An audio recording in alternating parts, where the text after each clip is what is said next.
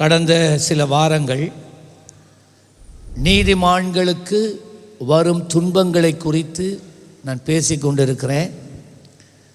நீதிமான்களுடைய வேதத்திலே பரிசுத்தவான்கள், விசுவாச தந்தைகள் என்று சொல்லப்பட்டவருடைய வாழ்க்கையில் எப்படி அவர்கள் துன்பங்களுக்கூடாக பரிசுத்தவான்களாக, நீதிமான்களாக, தேவனால் தெரிந்து கொள்ளப்பட்டவர்களாக, தேவனுக்காக வைராக்கியமாக நின்றும் பலவிதமான துன்பங்களுக்கூடாக அவர்கள் கடந்து செல்ல வேண்டி நேரிட்டது என்பதை காண்பித்தேன். சங்கீதம் 34:19 நீதிமானுக்கு வரும் துன்பங்கள் அநேகமாக இருக்கிறது, ஆனாலும் அவைகள் எல்லாவற்றிலே இருந்து ஆண்டவர் அவர்களை விடுவிக்கிறார். அதுதான் நல்ல செய்தி. ஆனால் ஒவ்வொருவரும் இவ்விதமான துன்பங்களுக்கூடாக கடந்து செல்வது அவசியமாக இருக்கிறது. பிசாசு ஒரு தேவனுடைய பிள்ளைய விசுவாசத்தில் இருந்து விழ வைப்பதற்காக பாவத்தினாலே சோதிக்கிறான். சோதனை பாவத்தினால் உண்டாகிறது. ஆனால் வேதம் சொல்லுகிறது, நம்முடைய தேவன் பரிசுத்தவான்களுடைய விசுவாசத்திலே கட்டியெழுப்புவதற்காக அவர்களை பரீட்சை பண்ணுகிறார். தேவன் ஒரு நாளும் தம்முடைய பிள்ளைகளை பாவத்தினால சோதிக்கிறவர் அல்ல. ஏனென்றால் அவரிடத்தில் எவ்வளவேனும் இருள் இல்லை. பிசாசு தான் பாவத்தில் விழும்படிக்கு பரிசுத்தவான்களை பாவத்தினாலே சோதிக்கிறான். ஆகவே வேதத்திலே இருந்த நீதிமான்கள் ஒரு சிலரை நான் உங்களுக்கு காண்பித்தேன். அவர்கள் நீதிமான்களாய் தேவனிடத்திலிருந்து பெயர் பெற்றிருந்தும் அவர்கள் துன்பங்களுக்கூடாக கடந்து செல்ல நேரிட்டது என்பதை உங்களுக்கு காண்பித்தேன். அது அடுத்தபடியாக இந்த ஒரு நீதிமான், ஒரு பரிசுத்தவான், ஆண்டவர் அவனுடைய வாழ்க்கையிலே துன்பங்கள் வருவதற்கு அனுமதி அளிக்கும் போது அதை வெற்றியாக தாண்டி செல்வதற்கு அவன் கையாள வேண்டிய சில சத்தியங்களை குறித்து நான் பேசிக்கொண்டு வருகிறேன். அந்த வகையிலே முதலாவது, அந்த உபத்திரவத்தின் நேரத்தில், துன்பத்தின் நேரத்தில் எங்களுடைய கண்கள் இயேசுவையே நோக்கி கொண்டு இருக்கணும். ஒரு போதும் தேவனை விட்டு எங்கள் கண்களை அசைத்து விடக்கூடாது. இரண்டாவது நான் காண்பித்தேன், அந்த நாட்களிலே தேவன் சில ஆலோசனைகளை நமக்கு கொடுப்பார். அந்த ஆலோசனைகளை நாம் ஏற்றுக்கொள்வதற்கோ அதன்படி நடப்பதற்கோ சில நேரம் நமக்கு அது ஒரு பைத்தியமாக தோன்றும். ஆனால் ஆண்டவரை முழுமையாக நீ நம்பிக்கொண்டு இருக்கிறதினால் அவர் சொல்லுகிற ஆலோசனை நமக்கு சில நேரம் பைத்தியமாக தோன்றினாலும் அவர் எப்பொழுதும் சரியானதையே நமக்கு பேசுவார், செம்மையான வழியிலேயே நம்மை நடத்துவார் என்பதை அறிந்து நம்பிக்கையோட, விசுவாசத்தோட, முழு மனதாய் தேவனிடத்திலே நம்பிக்கை கொண்டிருந்து அவருடைய வழிகளுக்கு எங்களை ஒப்பு கொடுக்க வேண்டும். ஆனால் அப்படி ஒப்பு கொடுத்தா சீக்கிரமாக நாங்கள் அந்த துன்பத்தின் நாட்களிலே கர்த்தர் எங்களுக்கு கற்றுக் கொடுக்கக்கூடிய விசுவாச பாடங்களை படித்து நாங்கள் முதிர்ச்சி அடைந்து அடுத்த நிலைக்குள்ளே நாங்கள் போகலாம். மூன்றாவது, கடந்த வாரம் காண்பித்தேன், do not be offended. இவ்விதமான துன்பங்கள் நம்முடைய வாழ்க்கையை சூழ்ந்து கொள்ளுகின்ற போது நாம் ஒரு நாளும் ஆண்டவராகிய இயேசு கிறிஸ்துவின் மேல் இடறல் அடைந்து விடக்கூடாது. இயேசுவாமி சொன்னார் மத்தேயு 11:6, என்னில் இடறல் அடையாதிருக்கிறவன் பாக்கியவான். சில நேரத்தில் என்னை இவ்வளவாய் நான் ஆண்டவரை நேசிக்கிறேனே, இவ்வளவா ஆண்டவர் மேலே நான் நம்பிக்கை வச்சிருக்கிறேனே, இவ்வளவா நான் செபிக்கிறேனே, இவ்வளவா நான் சாட்சி பகிர்கிறேனே, அப்படி இருந்து ஏன் எந்த வாழ்க்கையில் ஆண்டவர் இதை அனுமதித்தார்? ஏன் இந்த காரியம் எனக்கு நடக்கணும்? சில எங்களுடைய நண்பர்கள், உறவுகள், தேவனை அறியாத ஜனங்கள் சில நேரம் உங்கள்கிட்ட கேட்கல, நீ கோயில் என்று போனியே, ஆண்டவரே ஆண்டவரே என்று கத்துனியே, நீ என்னத்தை கண்டா என்று உங்கள்கிட்ட கேட்டு நீங்கள் அதறியப்பட்டு போய் ஆண்டவரோட சினம் கொண்டு நீங்கள் ஜெபிக்காமல், தேவனோடு நேரம் செலவழிக்காமல், வேதம் வாசிக்காமல், ஒரு புறஜாதி ஆண்டவரோட கோபித்து தேவனை விட்ட ஒரு வாழ்க்கையை நீங்கள் வாழலாம். அதான் இடறல். ஒரு நாளும் நாம் இடறக்கூடாது என்பதை குறித்து போன வாரம் நான் பேசினேன். இன்றைக்கு 4வது காரியம், நீதிமான்களுக்கு வரும் துன்பங்கள் அநேகம், ஆனால் அவை எல்லாவற்றிலே இருந்து ஆண்டவர் அவனை விடுவிக்கிறார். பாருங்க, ஆண்டவர் தேர் ஆர் சீசன்ஸ். ஆண்டவர் ஒரு மனிதன் வாழ்க்கையில் எப்பொழுதுமே கண்ணீரையே வைக்க மாட்டார், இல்லாட்டி எப்பொழுதும் இழப்பு நஷ்டத்தையே வைக்க மாட்டார், எப்பொழுதும் மரணத்தையே கொண்டு வந்து வைக்க மாட்டார். ஆனால் அவருக்கு எல்லாத்துக்கும் ஒரு காலம் உண்டு. வேதம் சொல்லுகிறது, தொடக்கமும் அவர், முடிவும் அவர், அல்பாவும் ஒமேகாவும் அவர். அவர் உன்னுடைய வாழ்க்கையில் ஒரு காரியத்தை தொடங்கினால் அதை இடையிலே விட்டுட்டு மறந்து போகிறவர் அல்ல. வாழ்க்கையிலே ஒரு துன்பத்தை அனுமதித்தால் அந்த நினைவாகவே அவர் இருக்கிறார். அது ஒரு காலம். அந்த காலம் கடந்து போகும் வரைக்கும் இருப்பார். அந்த காலங்களாக அந்த அந்த அந்த போராட்டத்தின் சூழ்நிலைகள் உங்களோட வாழ்க்கையில் அப்படியே மாறிடும். மனதில் இருக்கிற அழுத்தங்கள் அந்த காலங்கள் மாறிடும். அதான் பிரசங்கி புஸ்தகத்தில் இதை நன்றாக அறிந்த சாலமோன் சொல்கிறான், விதைப்பதற்கு ஒரு காலம், அறுப்பதற்கு ஒரு காலம், பூக்கிறதுக்கு ஒரு காலம், காய்க்கிறதுக்கு ஒரு காலம், கட்டுகிறதுக்கு ஒரு காலம், இடிக்கிறதுக்கு ஒரு காலம், யுத்தம் பண்ணுவதற்கு ஒரு காலம், சமாதானம் பண்ண ஒரு காலம், பிறப்பதற்கு ஒரு காலம், மரிப்பதற்கு காலம் என்று சொல்லி தேவன் மனிதனுக்கு நியமித்திருக்கிற இந்த காலங்களை அழகாக அவன் பேசியிருக்கிறான்.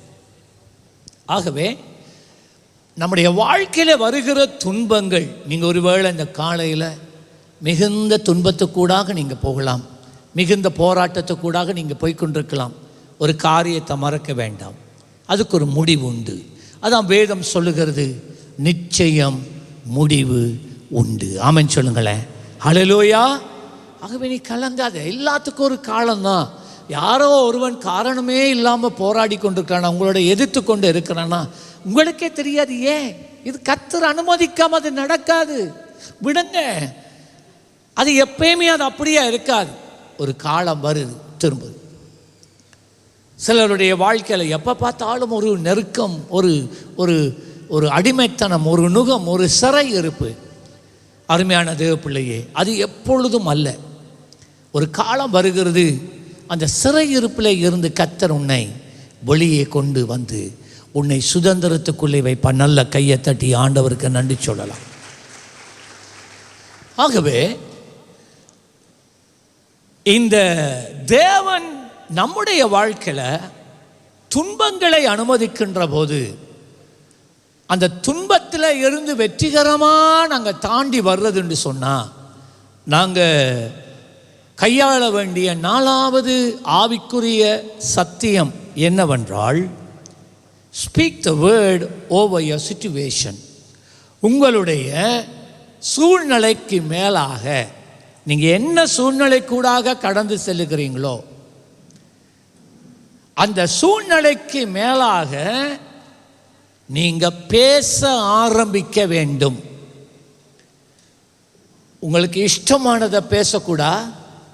வேத வார்த்தையில் இருக்கிற அவங்களுடைய சம்பவத்தோட சம்பந்தப்பட்ட, உங்களுடைய சூழ்நிலையோட சம்பந்தப்பட்ட வேத பகுதிகளை கண்டறிந்து அந்த வசனங்களை எடுத்து உங்களுடைய வாழ்க்கை சூழ்நிலைக்கு மேலாக பேசுங்க. விளங்கிட்டா? வேதத்தை வாசிக்கிறவங்களுக்கு ஜபிக்கிற நேரமோ, சமைக்கிற நேரமோ, ஆராதிக்கிற நேரமோ ஆவியானவர் அப்பப்போ ஏற்ற வார்த்தைகளை, நீங்க பேச வேண்டிய வார்த்தைகளை ரேமா வார்த்தையாக உங்கள் உதட்டிலே கொண்டு வந்து வைப்பார், உங்கள் மனதிலே கொண்டு வந்து வைப்பார். நீங்கள் அந்த வேளையிலே கர்த்தர் ஆவியானவர் கொடுக்கிற அந்த வார்த்தையை நீங்க தைரியமா உங்களுடைய சூழ்நிலைக்கு மேலாக பேசும்போது, உங்களை அழிக்கும்படி, உங்களை முடக்கும்படி, உங்களை சீர்குலைக்கும்படி, உங்களை பலவீனப்படுத்தும்படி, உங்களுடைய விசுவாசத்தை கெடுக்கும்படி உங்களுக்கு விரோதமாக எழும்பி வருகிற அந்த சூழ்நிலை அப்படி ஆக்ரோஷமாக வர்றது நீங்கள் பேசும்போது மெதுவாக அடங்கிட்டு போகிறத நீங்கள் பார்ப்பீங்க. அது ஒரு வியாதியாக இருக்கலாம். விளங்கிட்டா? தலைவலியா நீங்கள் உடனே சொல்லணும், தலைவலியை பார்த்து சொல்லணும், இயேசு கிறிஸ்துவின் நாமத்தில் 2000 வருஷத்துக்கு முன்னே அதுதான் சத்தியம் தெரியணும்னு சொன்னான். சும்மா சொல்கிறல்ல, கிளிப்புள்ள சொல்கிற மாதிரி. 2000 வருஷங்களுக்கு முன்னே இந்த தலைவலியை எனக்காக இயேசு சிலுவையிலே சுமந்தார். நான் சுமக்க தேவையில்லை என்று சொல்லியிருக்கிறார். அவர் சொன்னார், நான் என் தழும்புகளாலே நீ சுகமானீர்கள் என்று சொன்னப்பட்டபடி 2000 வருஷத்துக்கு முன்னே இன்றைக்கு இருக்கிற என்னுடைய இந்த வியாதியை இயேசு சுமந்துட்டார். ஆகவே நான் சுமக்க தேவையில்லை. தலைவலி, ஒரு காரியத்தை நான் உனக்கு பேசுகிறேன், நீ என்னை ஆள முடியாது, நீ என் சரசில் இருக்க முடியாது. ஃபிட்ஸ் வருதா, வலிப்பு வருதா, நீங்கள் எழும்பி பேச ஆரம்பிக்க வேண்டும். நீங்கள் சில நேரம் நீங்கள் சிறுவர்களாக இருக்கும்போது பெற்றோர் பிள்ளைகளுக்கு எல்லாம் செய்து கொடுப்பாங்க. நேரத்துக்கு நேரம் சாப்பாடா, நேரத்துக்கு நேரம் பாலா, நேரத்துக்கு நேரம் தண்ணியா, நேரத்துக்கு நேரம் குளிப்பாட்டுறதா, நேரத்துக்கு நேரம் உடுப்பு மாற்றுறதா, எல்லாமே பார்த்து செய்வாங்க. ஆனால் அந்த பிள்ளை கொஞ்சம் வளர்ந்துட்டா, வயசு போக அந்த அம்மா தொடர்ந்து அந்த வேலையை செய்து கொண்டிருக்க மாட்டான். ஊட்டுற விளையாட்டுலாம் விட்டுருவாங்க. ஏன், நீ பழகு, நீ உண்ட கையால் சாப்பிட பழகு, நீ எழும்பி போயிட்டு குளிக்க பழகு, நீ உண்ட உடுப்பு கழுவ பழகு, நீ சாப்பிட்ற பிளேட்டை நீ கழுவ பழகு. சில பெற்றோர் இதை படிப்பிக்கிறல்ல பிள்ளைகளுக்கு. அதான் கல்யாணம் முடிச்சும் இன்னும் காலம்புறையில் போனால் ஏதோ இந்த செல் வடித்த இடங்கள் போல் வீட்டில் இருக்குது. என்ன, காலையில் மாத்திர நேரம் அப்படியே சாரத்தை கலட்டி விடுறது, அது அப்படி ஒரு கிணறு போல் இருக்கும்.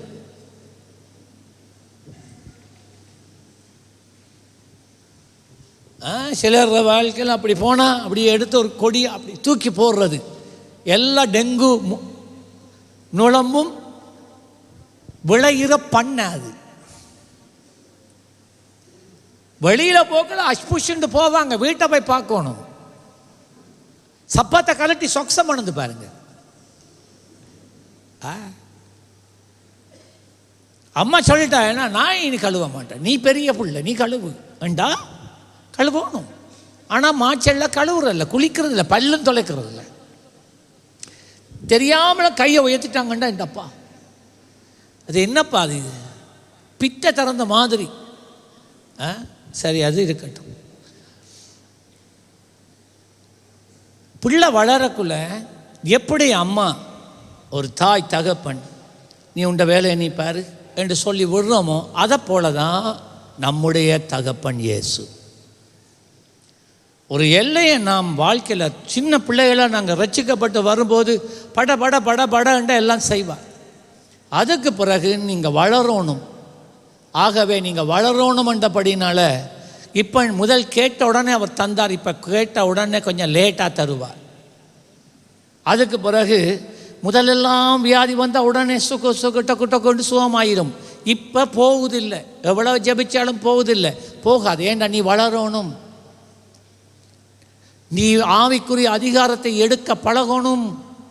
அதைத்தான் நான் இந்த சனிக்கிழமையில் நான் கற்றுக் கொடுக்கிறேன். இயேசு கிறிஸ்துவின் நாமத்தின் மேலுள்ள அதிகாரம், அதை கூட சுதாக்கு தெரியாது. அவர் ரெனியூவெல்லாம் இங்கே வச்சு சொல்கிறேன். அப்போ நான் யோசித்தேன், இவனுக்கே என்ன மண்டலை இது ஏறுதில்லை. சபையில் இருக்கிற பழைய விசுவாசிகள் உங்களோட நினைப்பு உங்களுக்கு எல்லாம் தெரியுமுண்டு. நீங்கள் எல்லாம் மறந்துட்டீங்க. சும்மா இயேசு கிறிஸ்துவின் நாமத்தை நீங்கள் அந்த ரோசரி சொல்கிற மாதிரி சொல்லி பழகிட்டீங்க. அதில் இருக்கிற வல்லம் உங்களுக்கு தெரியாது. அதுதான் இன்றைக்கு நீங்கள் சும்மா இந்த சொல்கிறது உங்களுடைய ஜெபம் எல்லாம் பாரம்பரியமாக மாறிட்டு ஒன்று நடக்குதில்லை. ஏன்டா சத்தியம் இல்லை. அப்போ ஆண்டவர் என்ன செய்வார்? விட்டுருவார். பழகு. அங்கே மோதி இங்கே மோதி அவன்கிட்ட அந்த பாசத்தை போயிட்டு ஜெபிக்கிற, இந்த பாசத்தை போயிட்டு ஜெபிக்கிற, அந்த ஊழியக்காரன்ட்ட போய் ஜெபிக்கிற. 1000 பேர் ஜெபிச்சாலும் நிலைமை மாறுதில்லை. ஏண்டா சுகமாக்குறது பாஸ்டர் இல்லை, கர்த்தர். இப்போ ஆண்டவர் இப்போ கடைசியில் நின்று இது என்ன பிரயோஜனம், எல்லாரும் ஜெபிச்சுட்டாங்க, எனக்கு ஒன்றுமே நடக்குதில்லை. பிரச்சனை எங்கே? பிரச்சனை உன்னிட்ட தான் இருக்குது. காரணம் என்ன? நீ எழும்பி பேசுறதுக்கு உனக்கு வருது இல்லையே. Learn to speak over your situation. உன்னுடைய சூழ்நிலைகளுக்கு மேலாக பேச பழகு. உங்களுடைய வாழ்க்கையில் நடக்கிற சூழ்நிலைகளை 1000 பேரோட பகிர்ந்து கொள்வீங்க. அது உங்களுக்கு நன்மை செய்யாது. அந்த சூழ்நிலைக்கு நீங்கள் பவர் இன்னும் கொடுக்குறீங்க, அது ஒன்றும் செய்யாது. அந்த சூழ்நிலை உடையணும். அந்த சூழ்நிலையில் இருக்கிற வல்லமையை நீங்க அழிக்கணும். அப்படியானா என்ன செய்வது? அதற்கு மேலாக நீ அதிகாரம் எடுத்து பேசணும். நான் இப்ப சொல்றத ஆவியில புரிஞ்சு கொள்ளுங்க. ஒருவேளை இதுவரைக்கும் உங்களுக்கு அது தெரியாம இருக்கலாம். உங்களுடைய வாழ்க்கையில் நான் சொல்றதை நல்ல கவனமாக கேட்கணும், கிரகிக்க பாருங்க. நான் சொல்றதை கிரகிச்சு கொள்ளுங்க. உங்களுடைய வாழ்க்கையில் நான் மெதுவாக பேசிக்கொண்டு போகிறேன். உங்களுடைய வாழ்க்கையில் உண்டாகிற ஒவ்வொரு சூழ்நிலைகளுக்கும் செவிகள் உண்டு. நான் என்ன சொன்னேன்?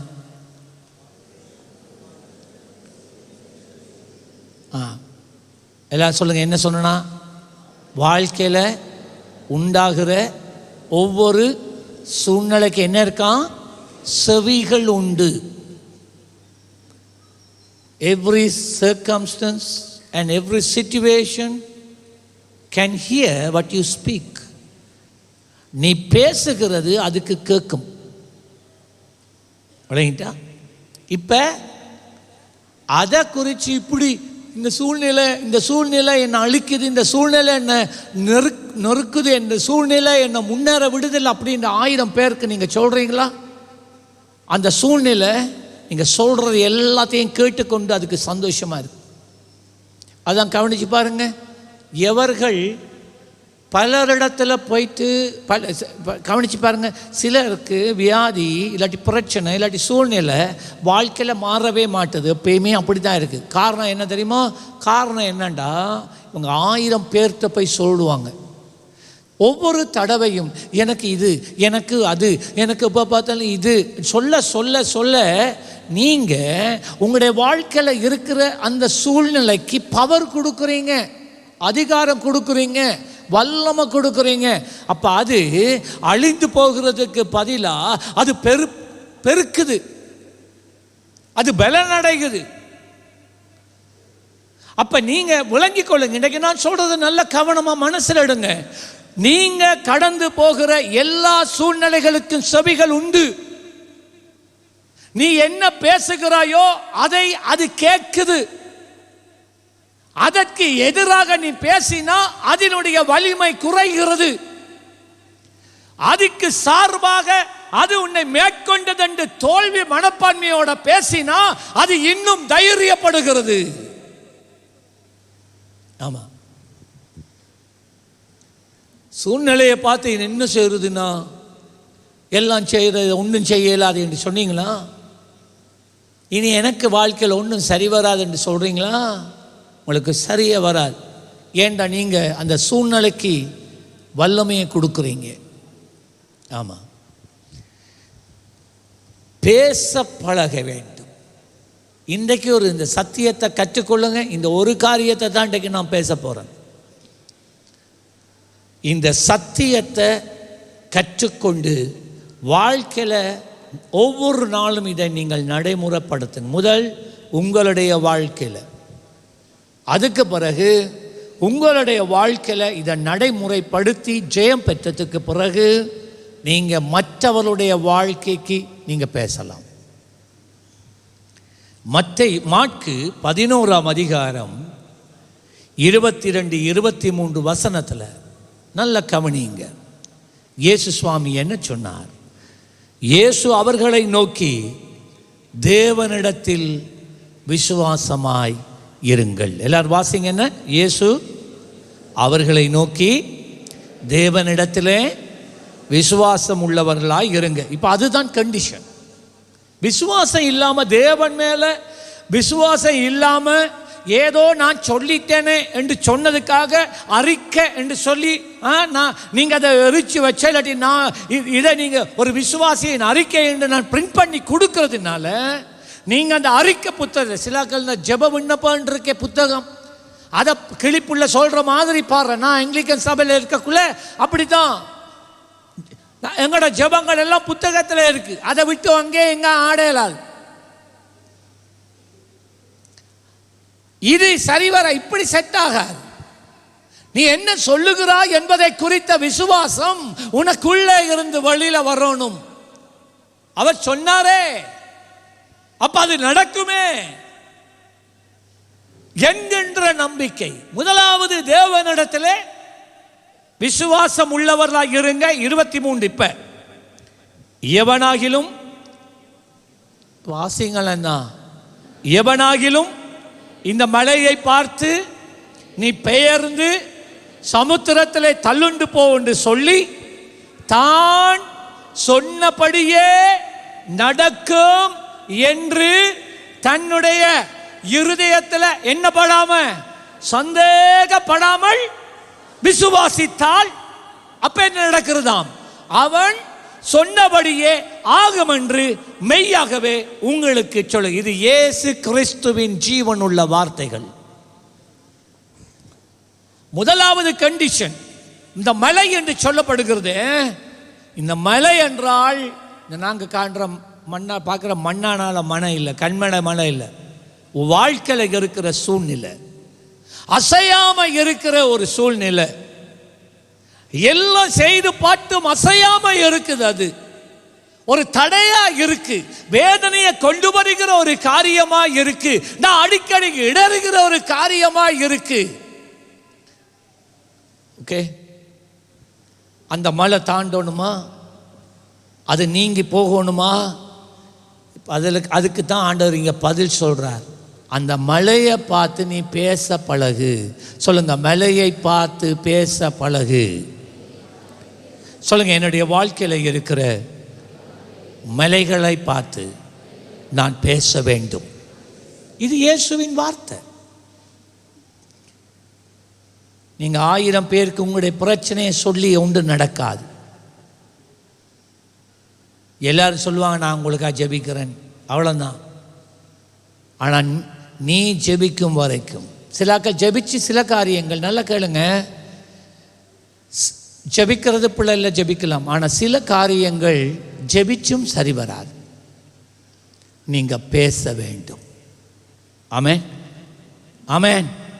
இப்போ ஒரு ஆள் பிசாசை பிடிச்சு வந்துட்டாங்களா, ஆண்டவரே மனதுருகும் ஆண்டவரே, இந்த மனுஷனிடத்தில் இருக்கிற பிசாசை துரத்தும் ஆண்டவரே, நீங்க எப்படி ஜெபிச்சு பாருங்க, பிசாசு போகாது. ஹலோ, நான் சொன்னது உங்களை விளங்கிட்டா? கேட்டுதா? விளங்கிட்டா? பிசாசு பிடித்த ஒரு மனுஷன், இல்லாட்டி ஒரு மனிதனுக்குள்ள தலையடிய பிசாசு கொண்டாந்து வச்சிருக்கிறானா, வலிப்பு குணத்தை கொண்டாந்து வச்சிருக்கிறானா, நீங்க அதை பார்த்து ஆண்டவரே என்ற நல்ல தெய்வமே, நான் ஒரு புழு, நான் ஒரு தூசி, ஆண்டவரே நான் உங்களுடைய அடிமை, உம்மிடத்துல கெஞ்சி கேட்கிறேன் ஆண்டவரே, இந்த தலைவலியை எடுவும் ஆண்டவரே. நீங்க நினைக்கிறீங்களா அந்த தலைவலி போகும்? இன்றைக்கு அநேகருக்கு அந்த தலைவலி போகாம வருஷமா சுமந்துட்டு இருக்கிறீங்களே, காரணம் என்ன தெரியுமா? சில தலைவலிகள் தானா வந்து போற தலைவலி, சில தலைவலி பிசாசால் உண்டாவாகிற தலைவலி, சில கடி தானா வந்து போகிற கடி, சில கடி பிசாசால் உண்டாகிற கடி. வழங்கணும். சில வலிப்பு தானா வியாதியாக வந்து போகிற வலிப்பு, சில வலிப்பு பிசாசால் உண்டாகிற வலிப்பு. விளங்கி கொள்ளுங்க. இதை விளங்கிட்டா இப்போ பிசாசினால் உருவாக்கப்பட்ட வியாதியாக இருக்கட்டும், போராட்டமாக இருக்கட்டும், பிரச்சனையாக இருக்கட்டும், நீங்கள் அதை பார்த்துட்டு ஆண்டவரே கெஞ்சி கேட்கிறேன், ஆண்டவரே மனதுருகும், ஆண்டவரே திரும்பியா இறங்கும், ஆண்டவரே வேலை செய்யாது ஐயா, வேலை செய்யாது. அப்படியா இயேசுவாமி சொன்னார்? இயேசுவாமி என்ன சொன்னார்? இந்த மலை இருக்கா, இந்த குந்தி இருந்து கெஞ்சி கேட்குற விளையாட்டை விட்டுட்டு தேவன் மேலே விசுவாசம் வச்சுக்கொண்டு அவர் என்ன சொன்னார்? இந்த மலையை பார்த்து சொல்லுங்க சொல்லுங்க சொல்லுங்க, என்ன சொன்னார்? எவனாகிலும் எவனாகிலும். நீங்கள் நினைக்கக்கூடாது பாஸ்டர் சொன்னாத்தான் அது போகும், ஊழியர் செய்தவங்க சொன்னாத்தான் அது போகும் என்று இருக்கா பைபிளில்? இயேசுவாமி அப்படி சொன்னாரா? பேசுங்க என்னோட சீயோன, அப்படி சொன்னாரா?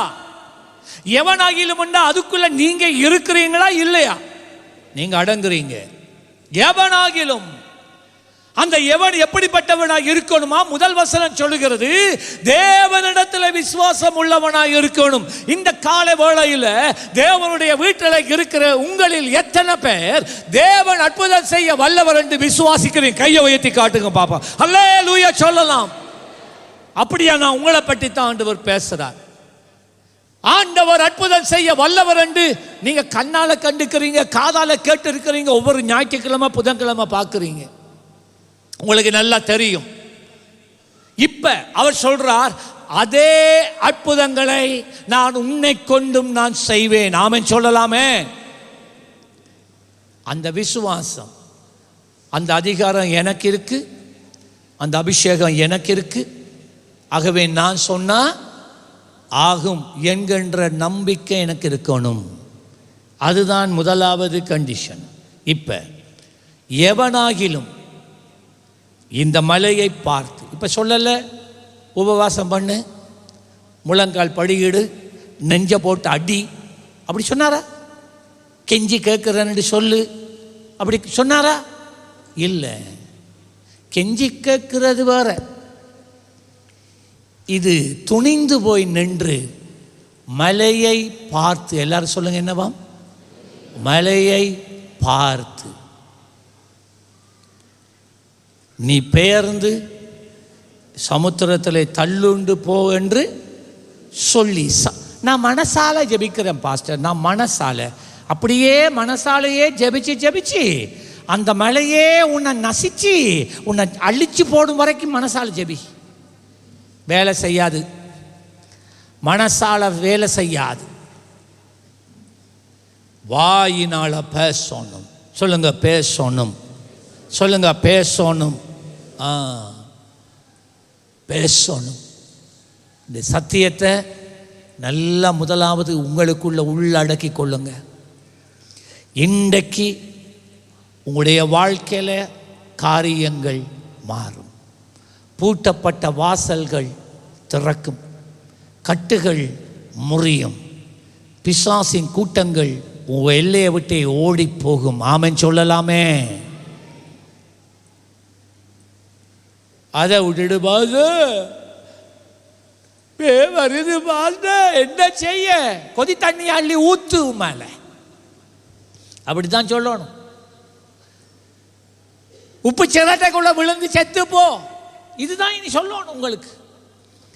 அதிகாரத்தை பயன்படுத்த உன்னால முடியலாட்டி அதுதான் சொல்லணும்.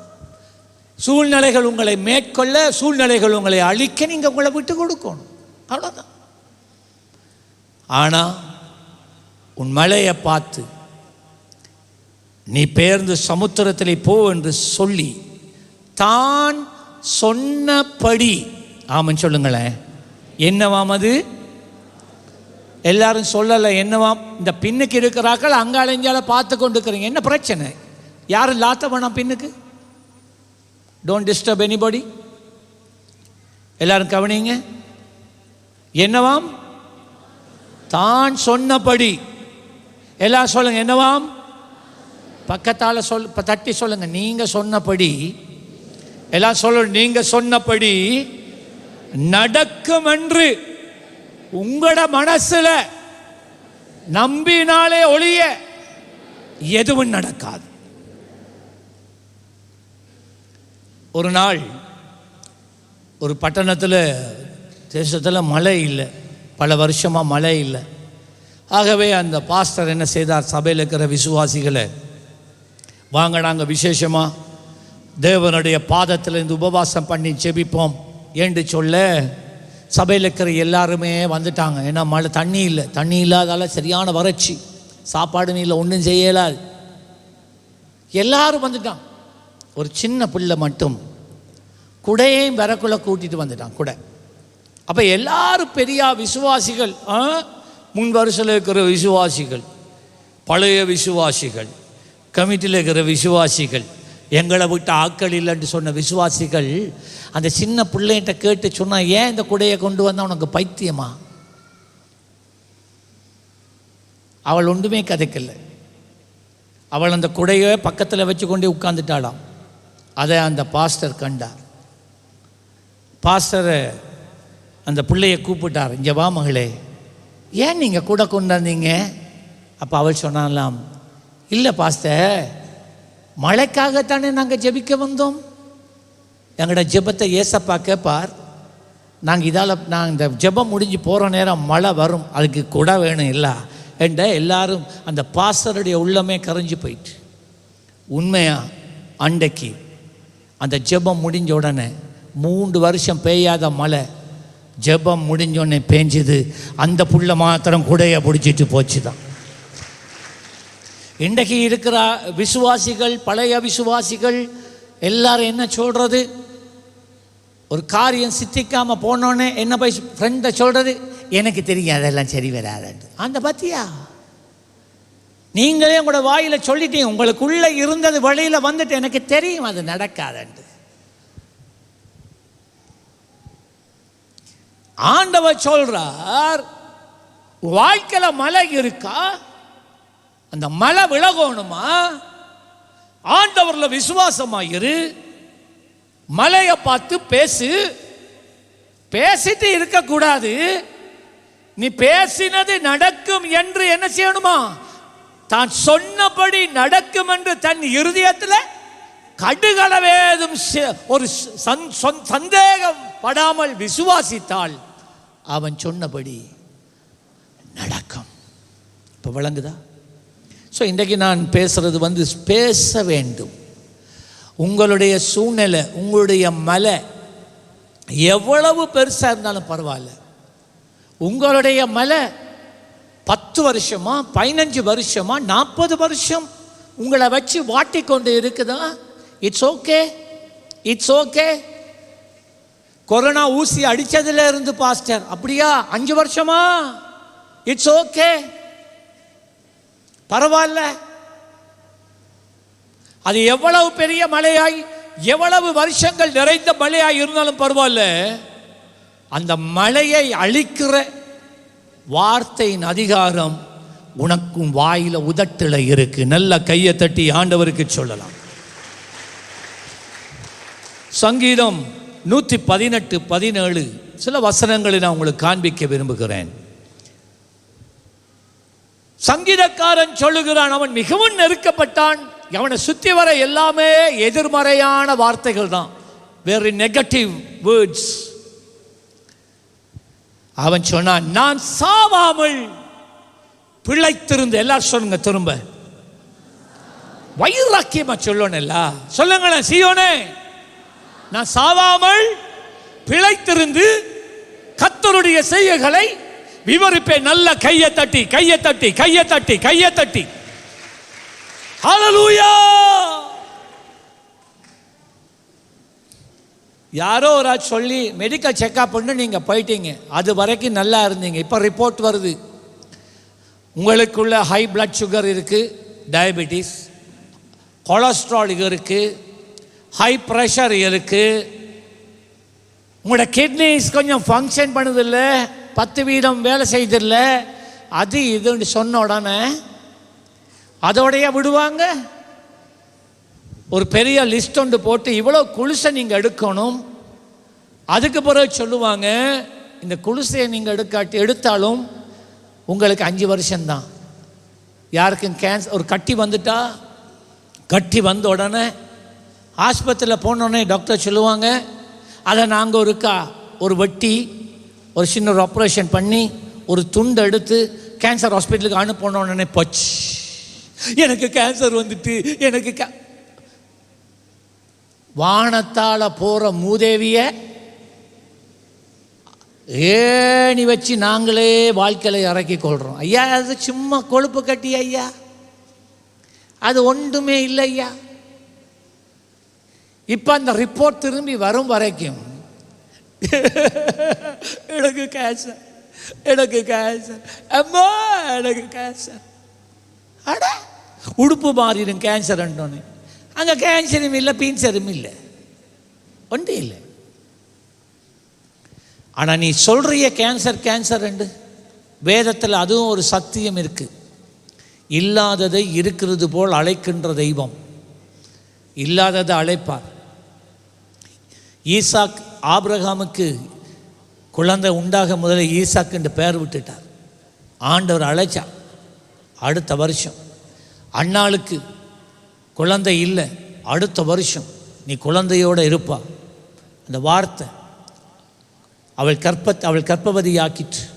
இப்போ நல்லா கேளுங்க, வார்த்தை நீங்கள் உங்களுக்கு இல்லாத வியாதியை சும்மா சந்தேகப்பட்டு எனக்கு அந்த வியாதி, எனக்கு இந்த வியாதின்னு நீ சொன்னியா, சும்மா இருக்கிற வியாதியை உனக்குள்ளே கொண்டு வர இல்லைங்களா? சரி, பிளட் டெஸ்ட் எடுத்தீங்களா? கொலஸ்ட்ரால் ஹையாக இருக்கா? பிளட் சுகர் ஹையாக இருக்கா? ப்ரெஷர் ஹையாக இருக்கா? இதெல்லாம் 3 எனக்கு இருந்தது. நான் இப்போ ஒரு மருந்து எடுக்கிறல, நான் அதை எதிர்த்து நிற்கிறேன். ப்ரெஷர் நீ எந்த சரீரத்தில் நீ இருக்க இயலாது. கொலஸ்ட்ரால் நீ இருக்கிறது இல்லை. ஹை பிளட் ப்ரெஷர், டயபிட்டிஸ், நீ யார் எனக்குள்ள வர்றதுக்கு? எனக்கு ஆர்த்ரைட்டிஸ் வியாதி இருந்தது. வைத்தியர் கேட்டார், உங்களோட குடும்பத்தில் யாருக்கு இருக்கா? நான் சொன்னேன், எங்களோட அப்பாவுக்கு டெடாக்கு இருந்துச்சு. ஆமாம், சரி, இந்த ரொமட்டிக் ஆர்த்ரைட்டிஸ் வியாதிக்கு மருந்தே இல்லை, சாகும் வரைக்கும் பெயின் கில்லர் தான். இன்னாங்க ஒரு நாளைக்கு 17 குளிசை. நான் சொன்னேன், நான் எடுக்கிறல. அந்த ரொமட்டிக் ஆர்த்ரைட்டிஸுக்கு விரோதமாக நான் பேசுவேன். இங்கே நொந்தோன்னே இயேசுவின் நாமத்தில் போனேன்னு போயிடும். இங்கே பிடிக்கும், இயேசு கிறிஸ்துவின் நாமத்தில் நான் உன்னை எதிர்க்கிறேன். நான் சோர்வடை அல்ல, நான் எதிர்ப்பேன், போயிடும். அப்போ தான் நான் கண்டுபிடிச்சேன், ஓ பேக்குஞ்சோண்டு எனக்குள்ளே விளையாடுது. என் கொப்பருக்கு இருந்தால் போல எனக்கு வரணும்னு இருக்கா? அது எங்கே இருக்குது? அது ஜீன்ஸ் ஜீன்ஸ் நீ அதை விசுவாசிக்க போறீன்னா நம்பிட்டிரு. என்னை பொறுத்த மட்டும் எனக்குள்ள ஓடுகிற இரத்தம் கல்வாரி சிலுவையில் இயேசு கிறிஸ்து சிந்தின இரத்தத்தால் சுத்திகரிக்கப்பட்ட இரத்தம். என்னுடைய சரீரம் கல்வாரி சிலுவையிலே கிழிக்கப்பட்ட இயேசுவின் சரீரத்தினால் சுகமாக்கப்பட்ட சரீரம். என் அப்பனுக்கு இருந்திருந்தா என்ன, அம்மம்மாக்கு இருந்திருந்தா என்ன, எனக்கு இருக்கணும் என்ற அர்த்தம் இல்லை. இந்த உலகத்தில் துன்பம் வரும், இந்த உலகத்தில் வருத்தம் வரும், ஆனால் அதை மேற்கொள்ளுகிற அதிகாரம் என் கையில் இருக்கு. ஆமென் சொல்லலாம். அதை தான் அவன் சொன்னான், நான் சாவாமல் பிழைத்திருப்பேன். யார் சொன்னது என்ன கொல்லலாண்டு? அங்க சவுல் இருந்து சொல்லிக்கொண்டே இருக்கிறான், இவனை நான் கொல்லுவேன், இவனை நான் கொல்லுவேன், இவனை நான் கொல்லுவேன். எத்தனை வருஷம் சொன்னான்? 23 வருஷம் சொன்னான். ஆனால் ஏன் சவுலால் தாவீதை கொல்ல முடியவில்லை தெரியுமா? அவன் இந்த அறிக்கையை பண்ணிக்கொண்டிருந்தான், நான் சாவதில்லை. சொல்லுங்க, நான் சாவதில்லை. சொல்லுங்க, நான் சாவதில்லை. ஹல்லேலூயா. என்னுடைய அப்பா 39 வயதிலே மரித்தார். என்னுடைய அப்பாவினுடைய அக்கா தங்கச்சி 49 வயசில் மரித்தார். எல்லாமே 9 சாக என்னுடைய அப்பாட குடும்ப பக்கத்தில் இருக்கிற எல்லாருக்குள்ளேயும் பயம் வந்துட்டு, என்னுடைய அண்ணாக்கு 49 வரக்குள்ள எல்லாருக்கும் பையன் இவன் சாக போகிறானோ. அந்த ஒரு வருஷம் முழுதும் டிக்கி டிக்கி டிக்கி டிக்கி டிக்கி டிக்கி. நான் 39 வயசாகிற நேரம் எல்லாருக்கும் என் மேலே ஒரு பாகம், இவன் செத்து போயிடுவாடா, செத்து போயிட்டாடா. அந்த கரிசனையே கிடையாது. நீங்கள் நம்பினா நீங்கள் சாக போகிறீங்கன்ட்டு நீ செத்தே போய் புல்லும் முளைச்சிருக்கு. நான் சாகிறது இல்லை. ஆமென், ஹல்லேலூயா. 75 வயசு வரைக்கும் இருப்பேன் நான். அது கிட்டுற நேரம் இன்னும் கொஞ்சம் கூட்டி கேட்பேன். அது வரைக்கும் நீங்கள் இந்த காலடியில் கொண்டது குண்டு வச்சுன்னு நான் சாக மாட்டேன். ஆமென் சொல்லுங்களேன். கடைசி வரைக்கும் நான் இப்படி தான் இருப்பேன். ஐயோ, அப்போ இன்னும் இத்தனை வருஷம் என்ன நாம் பொறுமையாக இருக்கோடுபா, இந்த சாகும் வரைக்கும் நமக்கு ஒரு புது பாஸ்டர் கிடைக்காதா? வருவாங்க, ஆனால் நான் இருப்பேன்.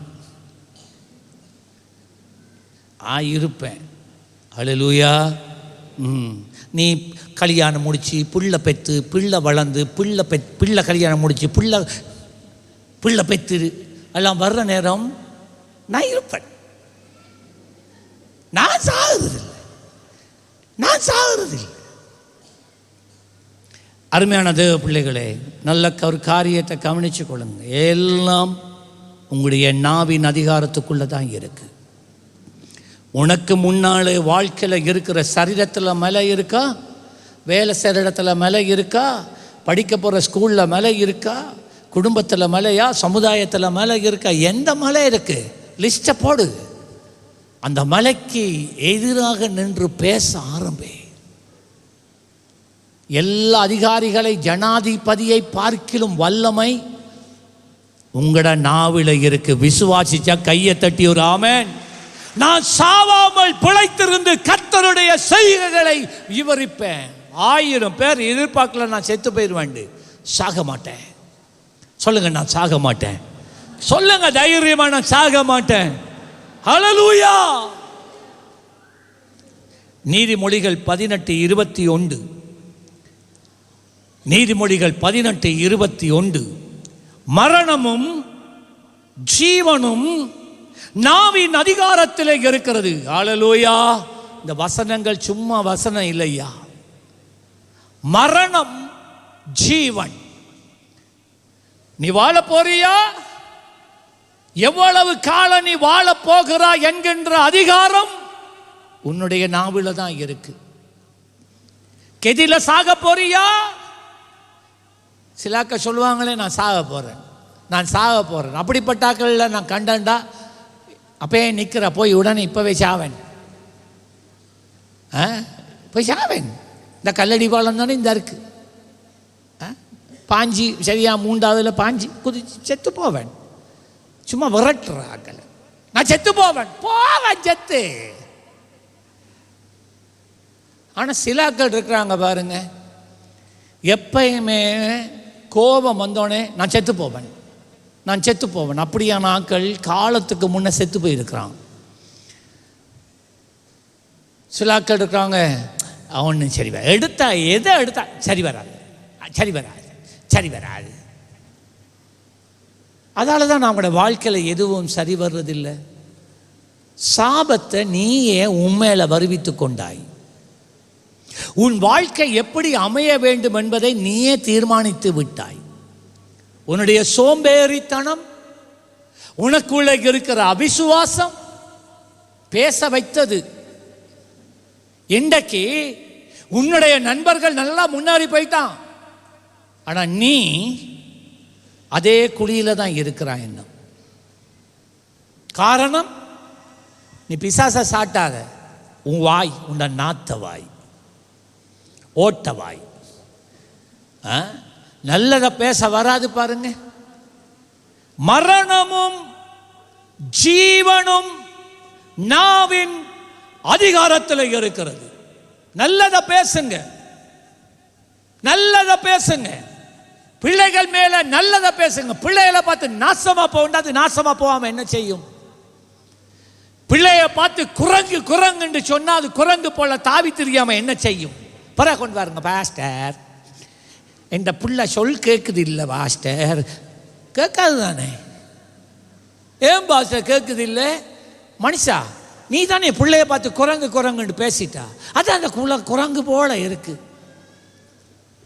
சிலர் பார்த்து சொல்கிற பண்டி நாயே பிள்ளைகளை பார்த்து, அதால தான் பிள்ளைகள் குளிக்கிறல்ல, உடுப்பு துவைக்கிறல்ல, அப்படியே மேஞ்சி திடுறது. நீ சொன்னதால சிரிக்கிற காரியம் இல்லை இது. நீ பேசுகிற ஒவ்வொரு வார்த்தையும் சிலாக்க சொல்ற தொலைஞ்சு போ. அதான் அவன் தொலைஞ்சு போயிட்டான். இப்ப அழு கால் எடுக்கிறான் இல்ல, கடித போறான் இல்ல, மறந்தே போயிட்டா. மறந்து போவான் தானே. என்ன நீ தானே சொன்னா தொலைஞ்சு போவண்டு. நாம் கவனமாக இருக்கணும். நாம் என்ன பேசுகிறோம்? மரணமும் ஜீவனும் நம்முடைய நாவின் அதிகாரத்தில் இருக்கும். அதில் பிரியப்படுகிறவர்கள் அதன் கனியை புசிப்பார்கள். ஸோ சும்மா இனிமேல் நான் சாக போகிறேன் கதை ஒரு விசுவாசிட வாயிலிருந்து வரக்கூடாது. சரி வராது, இது ஒன்றுக்கு உதவாது, இந்த வார்த்தைகள் வரக்கூடாது. முடியும், ஏலும், நடக்கும், நான் வாழ்வேன், நான் உயிரோடு இருப்பேன், நான் உயருவேன். பேசுங்க. நீங்க உங்களுடைய வாழ்க்கையில் உங்களுக்கு பேசுங்க. உங்க மேல கையை வச்சு பேசுங்க. எபிரேயர் 1:3. எபிரேயர் 1:3. இவர் என்றால் இயேசு கிறிஸ்து அவருடைய மகிமையின் பிரகாசமும், அவர் என்றால் பிதா. இயேசு கிறிஸ்து தேவனுடைய மகிமையின் பிரகாசமும் பிதாவினுடைய தன்மையும் சொரூபமாய் இருந்து, நல்லா கேளுங்க, இப்ப இதைத்தான் நீங்க கவனிக்கணும். சர்வத்தையும், இந்த உலக அண்ட சராசரம் வானமண்டலம் இது எல்லாத்தையும், சர்வத்தையும், நல்லா கேளுங்க, சர்வத்தையும் தம்முடைய வல்லமை உள்ள, அடுத்தது வாசிங்க, எல்லாரும் வாசிங்க, வல்லமை உள்ள என்னவாம்? வசனத்தினால என்ன செய்கிறாராம்? தாங்கிக் கொண்டு இருக்கிறார். பாருங்க, அவர் சொன்னால் ஆகும், கட்டளையிட்டா நிற்கும். எவ்வளவு பெரிய சூறாவளி வரட்டும், சுனாமி வரட்டும், கடல் பெருக்கெடுத்து ஊருக்குள்ள வந்தாலும் அந்த கடல் திரும்பி தண்டை எல்லைக்குள்ள போய் நிற்குதா இல்லையா? சொல்லுங்களேன். யாருக்கு எல்லை போட்டது? கர்த்தர். அவர் சொன்னா சொல்லுதான். அதுதான் அவருடைய வார்த்தையின் அதிகாரம். சூரியனை பார்த்து சொன்னார், அதில் நில்லு. சந்திரனை பார்த்து சொன்னார், நீ இங்க நில்லு. பூமியை பார்த்து சொன்னார், நீ இங்க நில்லு. இந்த மாதிரி சரிஞ்சு சுத்தி கொண்டு இரு. அது அப்படியே சுத்தி கொண்டு இருக்கு. இதுதான் அவருடைய வார்த்தையின் வல்லமை. அவருடைய வார்த்தையினால் தாங்குகிறார். அருமையான தேவ பிள்ளையே, இந்த அதிகாரம் உனக்கும் உண்டு. அல்லேலூயா. நீங்க எந்த அளவுக்கு இதை புரிஞ்சு கொள்றீங்களோ எனக்கு தெரியாது. அந்த வசனம் தொடர்ந்து சொல்லுகிறது, தாங்குகிறவராய் உன்னதத்தில் உள்ள மகத்துவமானவருடைய வலது பார்சத்தில் உட்கார்ந்தார். எங்க இப்ப இயேசு இருக்கிறார்?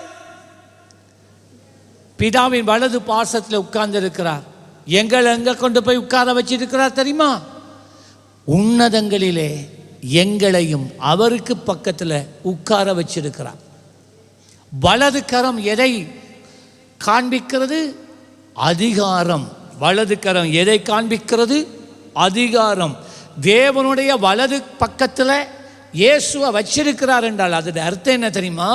பிதா எல்லா அதிகாரத்தையும் தூக்கி இயேசுட கையில் கொடுத்துட்டார். இப்ப எங்களை எங்க வச்சிருக்கிறார் தெரியுமா? அவருக்கு பக்கத்தில் வச்சிருக்கிறார் என்றால் பிதாவினிடத்தில் இருந்த அத்தனை வல்லமை அதிகாரம் அவர் பூமியை சிருஷ்டிக்கிற போது சந்திரன் உண்டாக கடவது, சூரியன் உண்டாக கடவது, மரங்கள் உண்டாக கடவது, கடல் உண்டாக எல்லாம் சொல்ல சொல்ல இதெல்லாம் அப்படி ஆனது. அதுதான் வார்த்தையின் வல்லமை. நீ சொன்னால் ஆகும். உங்களுக்கு தெரியுமா, அதே அதிகாரம், அதே வல்லமை இயேசு கிறிஸ்து கல்வாரி சிலுவையிலே மரித்து அடக்கம் பண்ணப்பட்டு உயிரோடு எழுந்ததுக்கு பிறகு இயேசு அங்கங்க பரலோகத்தில் லாத்தி திரிய விடல பிதா தனக்கு வலது கை பக்கத்தில் உட்கார வச்சு அந்த அதிகாரம் முழுதையும் கொடுத்து சொன்னார், வானத்திலும் பூமியிலும் பாதாளத்திலும் உள்ள எல்லா நாமங்களுக்கு மேலான நாமத்தை நான் உமக்கு கொடுக்கிறேன். எல்லாரும் உன்னோட நாமத்தை சொல்லி முழங்கால் படியிடுவாங்க. ஆமென், ஹல்லேலூயா. இயேசுவின் நாமத்தை சொன்னா எல்லாமே அடிபணியும். இயேசுவின் நாமத்தை சொன்னா கேன்சர் அடிபணியும்.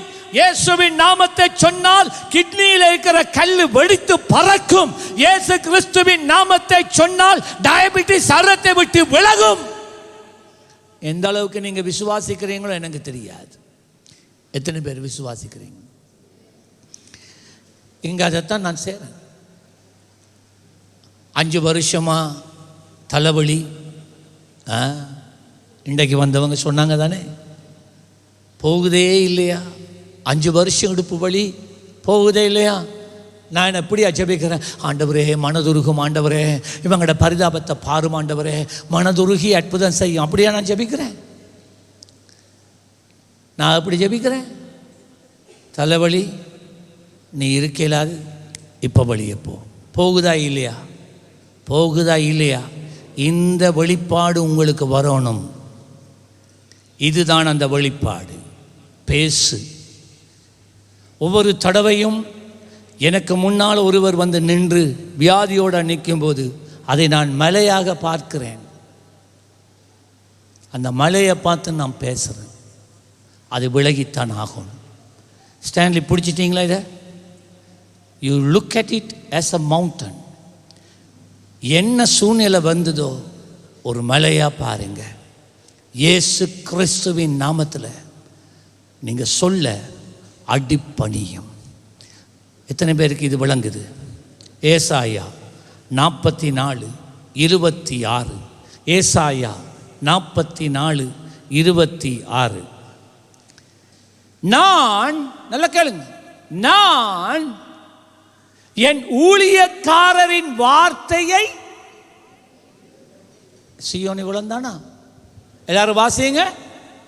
நான் என் ஊழியக்காரரின் வார்த்தையை நிலைப்படுத்தி, சொல்லுங்க, நிலைப்படுத்தி, ஊழியக்காரரின் வார்த்தையை நிலைப்படுத்தி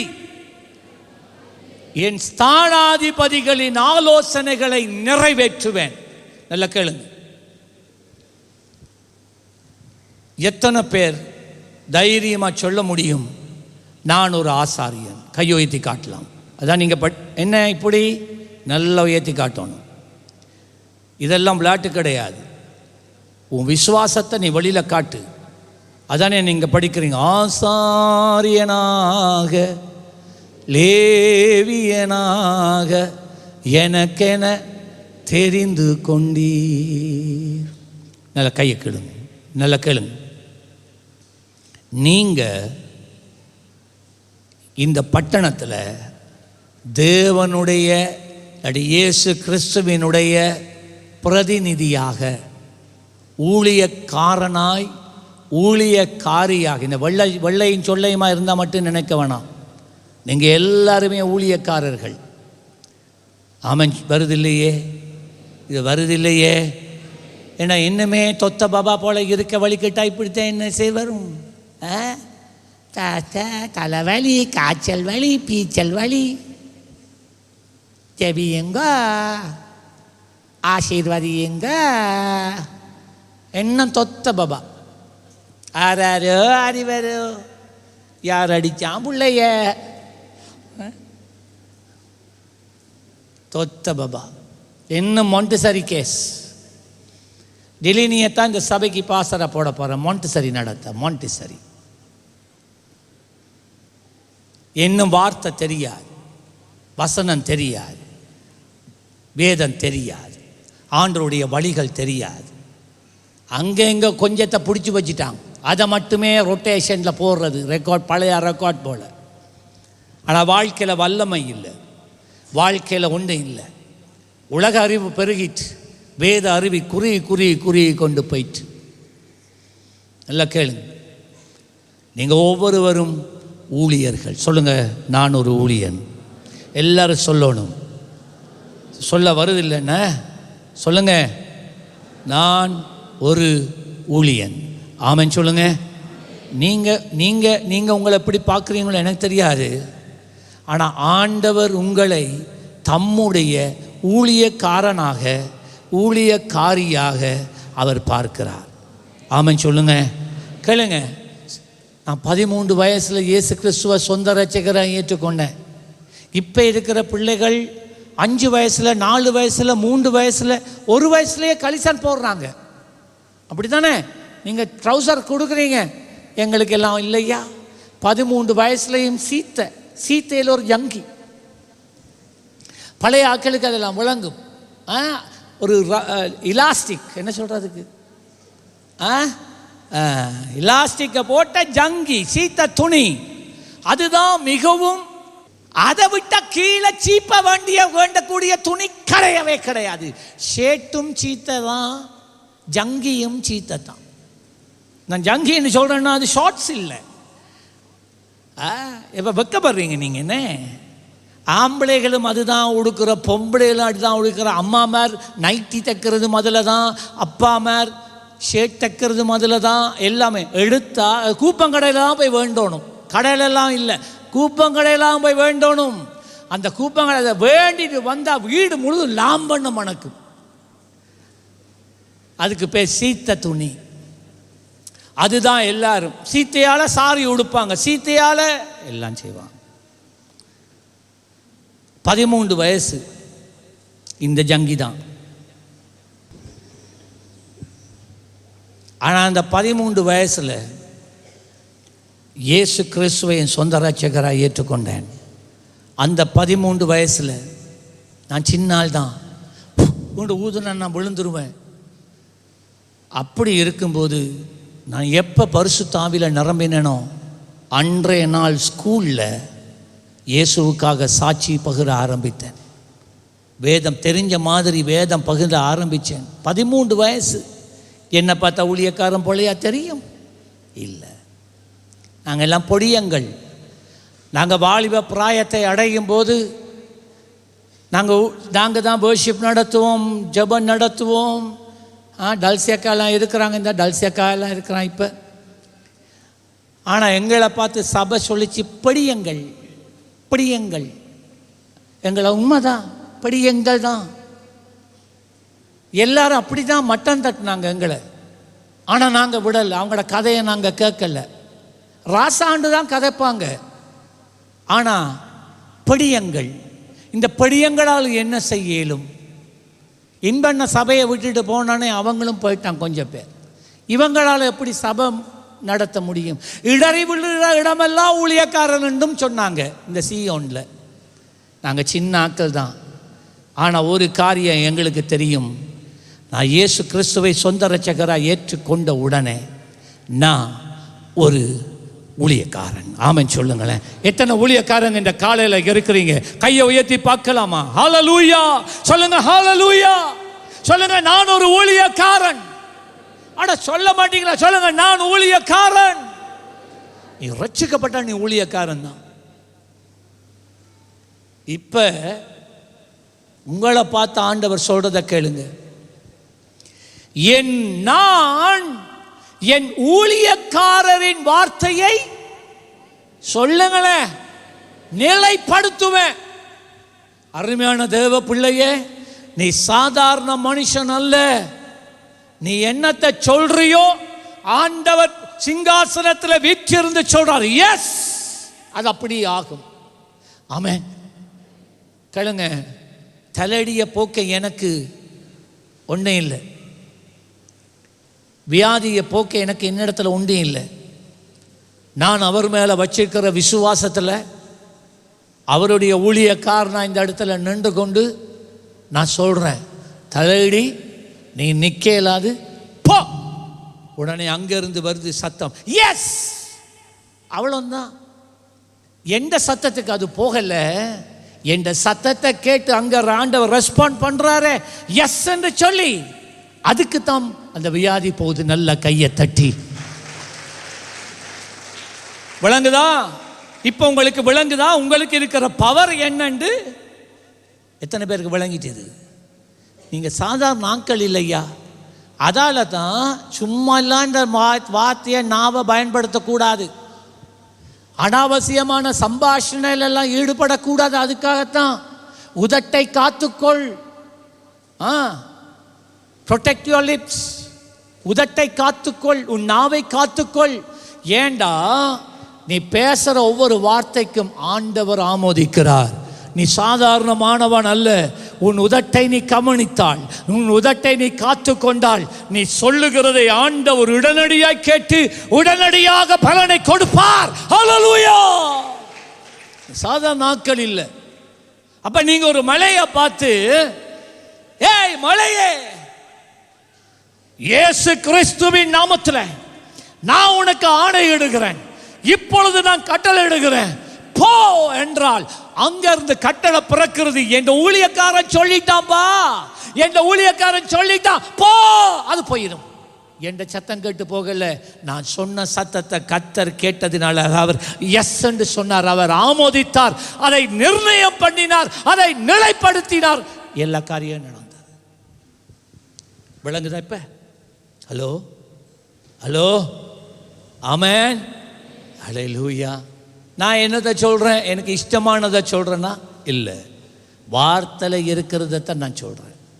இஷ்டமானதை சொல்லி ஆண்டவர் செய்ய மாட்டார், வார்த்தையில் இருக்கிறத சொன்னால் அவர் கேட்பார். ஏசாயா 55:11, ஏசாயா 51:11.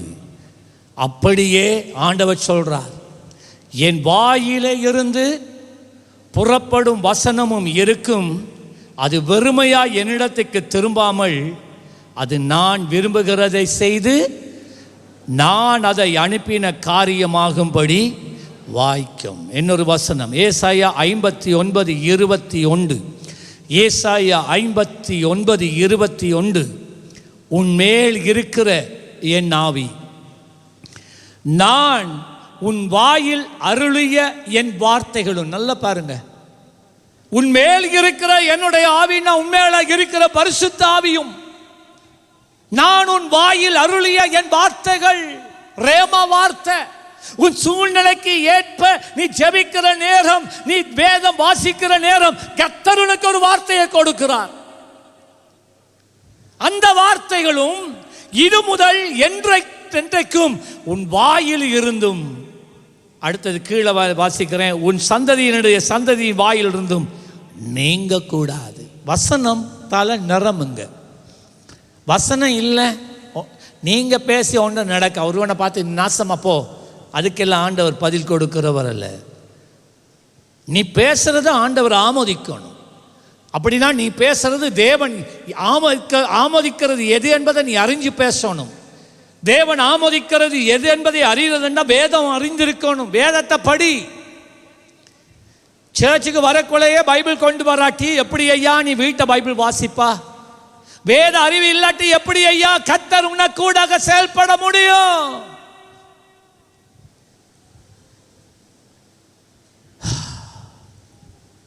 யோவேல் 3:10, உங்கள் மண்பட்டிகளை பட்டயங்களாக, பட்டயம் என்றால் கர்த்தருடைய வார்த்தை, உடைய வாழ்க்கையில் இருக்கிற எல்லாத்தையும் தூக்கி எறிஞ்சு அதை பட்டயமாக மாற்றட்டான். பட்டயம்னா வார்த்தையாக மாற்றுங்க. வார்த்தைக்கு திரும்புங்க, வசனத்துக்கு திரும்புங்க. வேதத்தை படிக்கிற ஆர்வம் உங்களுக்குள்ள வரட்டும். உங்கள் அறிவாள்களை ஈட்டிகளையும் அடியுங்கள். பலவீனனும், நல்ல கேளுங்க, பலவீனனும் தன்னை என்னவா சொல்லட்டாம்? பலவான் என்று சொல்வாயாக. யாராகிலும் ஆண்டவருடைய பிள்ளைக இது சரி வராது, இது முடியாது என்று பேசினா தேவன் அவர்களை அருவருக்கிறார். ஏன்னா இது ஆண்டவருடைய பேச்சு இல்லை. பலவீனனை பார்த்து சொல்றார், நான் பலவீனமாக இருக்கிறேன் என்று சொல்லாத. அதை நீ சொல்ல வேண்டிய காரியம் அல்ல, சொல்லக்கூடாது. எனக்கு படிப்பு வருதில்லை சொல்லாத. நான் ஒரு மக்கு சொல்லாத.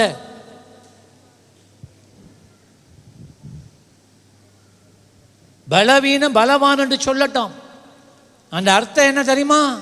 படிப்பு வருதில்லையா, நீங்கள் மக்குன்னு சொல்லி மக்குத்தனத்தை உனக்குள்ள எடுக்காம, வேதம் சொல்லுகிறது ஒருவன் ஞானத்தில் குறைவுள்ளவனாக இருந்தால், யாக்கோபுல எல்லாருக்கும் சம்பூர்ணமாய் கொடுக்க வல்லவராக இருக்கிற தேவனிடத்திலேருந்து கேட்டு பெற்றுக்கொள்ள கடவான். அப்போ நாங்கள் சொல்கிறோம், ஆண்டவரே வசனம் தெரியணுமே. நீ சொன்னீர் ஆண்டவரே, ஞானம் இல்லாட்டி ஞானம் கேட்டால் தருவீரண்டு. படிக்க ஞானம் தாரும். டீச்சர் சொல்லித்தரது விளங்குது இல்லை ஆண்டவரே, சொல்லித்தாங்க ஆண்டவரே. கர்த்தர் சொல்லி கொடுப்பார், ஞானம் கொடுப்பார், விவேகம் கொடுப்பார், தாளந்து கொடுப்பார், திறமை கொடுப்பார். நீ ஒரு விசேஷித்தவனா நீ மாறுவார். ஆமாம், ஏசாயா 3:10 உங்களுக்கு நன்மை உண்டாகும் என்று நீதிமான்களுக்கு சொல்லுங்கள். இங்க சபையில் இருக்கிற எல்லாருமே நீதிமான்கள் தான். இயேசு கிறிஸ்துவின் இரத்தத்தால் கழுவப்பட்ட நீங்க எல்லாருமே நீதிமான்கள் தான். நாங்கள் ஒருவரை ஒருவர் சபிக்கிறவர்களா இருக்கக்கூடாது. ஒருவரை ஒருவர் ஆசீர்வதியுங்கள். ஆமென் சொல்லுங்களேன். என்ன தெரியுமா, ஒரு ஆளுக்கு உங்களுக்கு நன்மை உண்டாகும் என்று நீதிமான்களுக்கு சொல்லுங்கள். பக்கத்தால் தட்டி சொல்லுங்க, உங்களுக்கு இன்றைக்கு நன்மை வருது. விசுவாசத்தோட சொல்லுங்க, இன்றைக்கு ஒரு அற்புதம் உங்களுக்கு நடக்குது. சொல்லுங்க, இன்றைக்கு ஒரு அற்புதம் நடக்குது. முகத்தை பார்த்து சொல்லணும், இன்றைக்கு அற்புதம் நடக்குது. நீங்க சொல்ல இப்ப நடக்குது. உங்களோட வாழ்க்கையில் இருக்கிற மலை எதுவோ இன்றைக்கு அது அகன்று போகிறது. வியாதி எதுவோ இயேசு கிறிஸ்துவின் நாமத்தில் அது இன்றைக்கு போகுது. இன்று கண்ட எகிப்தியனை நீ ஒரு நாள் இனி காண்றதில்லை. அதெல்லாம் பழைய கதை. இன்றைக்கு நாங்கள் மார்ச் மாதத்துக்கு வந்துட்டோம். அதெல்லாம் பிப்ரவரியோட முடிஞ்சு நல்ல கையை தட்டி இன்று கண்ட எகிப்தியனை நீ ஒரு நாளும் காண்பதில்லை. அல்லேலூயா. நீதிமான்களுக்கு சொல்லுங்கள், அவர்கள் தங்கள் கிரியைகளின் பலனை அனுபவிப்பார்கள். எழுமி நிப்போமா? Thank you Jesus. கம்யூனியன் கொடுக்கிறார்கள், சீக்கிரம் முன்னுக்கு வாங்க. எத்தனை பேர் உணர்றீங்க இது கர்த்தர் உங்களோட நேரடியாக பேசுகிறத? எத்தனை பேர் உணர்றீங்க? கையை உயர்த்தி காட்டுங்க. அப்போ கர்த்தர் உங்களை ஆசீர்வதிப்பார். இப்போ நீங்கள் இதை விட்டுறக்கூடாது. Come and Stanley come. Hallelujah. Thank you Jesus. நீ சொன்னால் போதும் செய்வேன், நீர் காட்டும் வழியில் நடப்பேன், உம் பாதம் ஒன்றே பிடிப்பேன், என் அன்பு நேசரே. நீ சொன்னால் போதும் செய்வேன், நீர் காட்டும் வழியில் நடப்பேன், பாதம் ஒன்றே பிடிப்பேன், என் அன்பு நேசரே. ஆராதனை இயேசுவுக்கே, ஆராதனை இயேசுவுக்கே, ஆராதனை இயேசுவுக்கே, ஆராதனை இயேசுவுக்கே.